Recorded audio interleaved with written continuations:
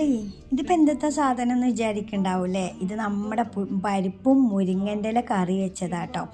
അപ്പോൾ ഇതെങ്ങനെ വെച്ചതെന്ന് കാണണ്ടേ. അപ്പോൾ ഇതാ കുറച്ച് പച്ചമുളകും കുറച്ച് മഞ്ഞൾപ്പൊടിയും ഉപ്പിട്ടിട്ട് നമ്മുടെ പരിപ്പ് അങ്ങ് വേവിക്കാൻ വെച്ചിട്ട് കുറച്ച് തേങ്ങയും കുറച്ച് പച്ചമുളകും ചെറിയ ചീരുള്ളിയും പിന്നെ കുറച്ച് നല്ല ജീരകം ഇട്ടിട്ട് അത് അരച്ചിട്ട് പരിപ്പ് വന്നു കഴിഞ്ഞാൽ നല്ല പോലെ അങ്ങ് ഒഴിച്ചു കൊടുത്തതുപോലെ അങ്ങ് യോജിപ്പിച്ചിട്ട് ചക്കരാട്ടിയ വെളിച്ചെണ്ണ ഉണ്ടെങ്കിൽ അത് തന്നെയാണ് ഒഴിച്ചു കൊടുത്തിട്ട് പിന്നെ കുറച്ച് ചീരുള്ളിയും ഈ ഉണക്കമുളകിൻ്റെ മൊഞ്ചി നോക്കണ്ട കേട്ടോ.